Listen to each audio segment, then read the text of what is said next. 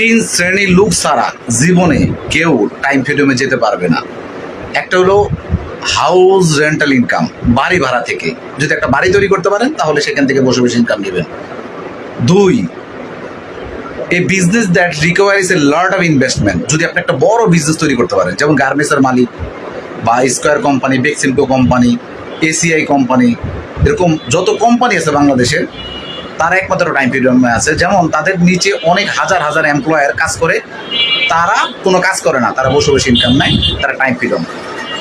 তিন নাম্বারে হলো নেটওয়ার্ক প্রফেশন, যারা নেটওয়ার্ক নিয়ে কাজ করে, কারণ তারা শুরু করে একদম রোড লেভেল থেকে, একদম কনজুমার হিসেবে থেকে তারা শুরু করে, দেন এখান থেকে তারা হিউজ একটা ইনকামের রাস্তা তৈরি করে।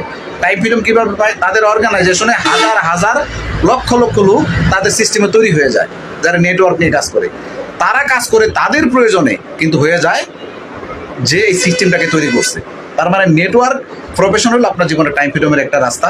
সো তিনটা অপশন নিয়ে আমি কথা বললাম, যেখানে একটা বাড়ি ভাড়া, দুইটাকে হিউজ ইনভেস্ট, আর একটা কোনো ইনভেস্টই নাই, যেখানে আপনি চাইলে সিদ্ধান্ত নিয়ে আগামী 2 থেকে 3 বছরের মাধ্যমে একটা অন্যতম একটা ইনকাম রাস্তা তৈরি করবে, যেটা প্যাসিভ ইনকাম এবং টাইম ফ্রিডম।